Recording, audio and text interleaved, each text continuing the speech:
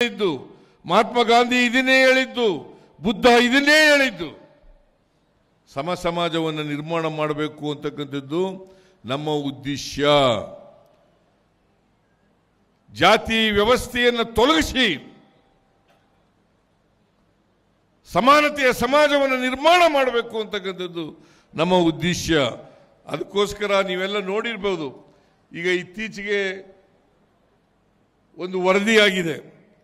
ಅದೇನಪ್ಪ ಅಂತಂದರೆ, ಗದಗ ಜಿಲ್ಲೆ ಗಜೇಂದ್ರಗಢದಲ್ಲಿ, ಮೊನ್ನೆ ನಿಮ್ಮ ರೋಣ ಕ್ಷೇತ್ರದಲ್ಲಿ ಬರ್ತಕ್ಕಂಥದ್ದು ಗಜೇಂದ್ರಗಢದಲ್ಲಿ ಏನಾಗಿದೆ ಅಂತಂದರೆ, ಗೃಹಲಕ್ಷ್ಮಿ ಯೋಜನೆಯಲ್ಲಿ ಆ ದುಡ್ಡನ್ನು ಉಳಿಸಿ ಕೊಳವೆ ಬಾವಿಯನ್ನು ತೋಡಿಸಿದ್ದಾರೆ.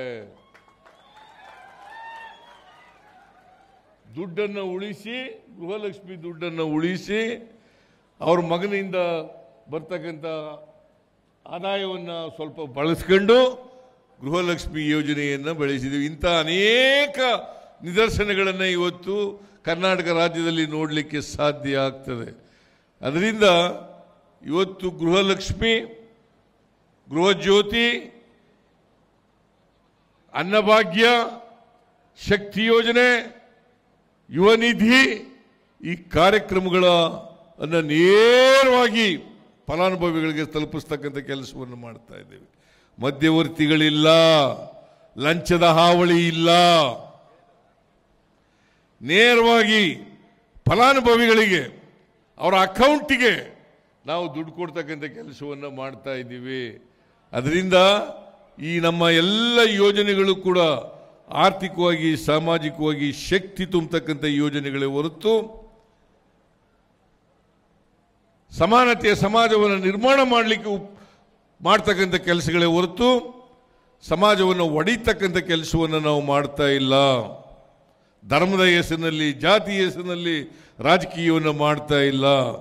ನಾವು ಸರ್ವ ಜನಾಂಗದ ಶಾಂತಿಯ ತೋಟ ಮಾಡೋದರಲ್ಲಿ ನಂಬಿಕೆ ಇಟ್ಕೊಂಡಿರ್ತಕ್ಕಂಥವ್ರು ಅಂತಕ್ಕಂಥ ಮಾತುಗಳನ್ನು ಹೇಳಿ ಇವತ್ತು ರೋಣ ತಾಲೂಕಿನಲ್ಲಿ ನಮ್ಮ GS ಪಾಟೀಲರು ಶಾಸಕರಾದ ಮೇಲೆ ಭಾಳಷ್ಟು ಅಭಿವೃದ್ಧಿ ಕೆಲಸಗಳನ್ನು ಮಾಡ್ತಾ ಇದ್ದಾರೆ. ಅವರು ಯಾವಾಗಲೂ ನನ್ನ ಭೇಟಿ ಮಾಡುವಾಗ ಅಭಿವೃದ್ಧಿ ಕೆಲಸಗಳಿಗೆ ಮಾತ್ರ ನನ್ನನ್ನು ಭೇಟಿ ಮಾಡ್ತಾರೆ ಹೊರತು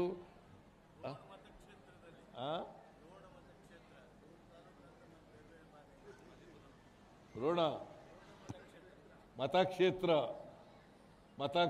ರೋಣ ತಾಲೂಕಲ್ಲಿ ರೋಣ ಮತಕ್ಷೇತ್ರ ಅದನ್ನು ಅಭಿವೃದ್ಧಿ ಪಡಿಸ್ತಕ್ಕಂಥ ಕೆಲಸವನ್ನು ಮಾಡ್ತಾ ಇದ್ದಾರೆ. ನಮ್ಮ ಸರ್ಕಾರ ಎಲ್ಲ ರೀತಿಯ ಬೆಂಬಲವನ್ನು GS ಪಾಟೀಲರಿಗೆ ಕೊಡ್ತೇವೆ ಅಂತಕ್ಕಂಥ ಮಾತುಗಳನ್ನು ಹೇಳಲಿಕ್ಕೆ ಬಯಸ್ತೇವೆ.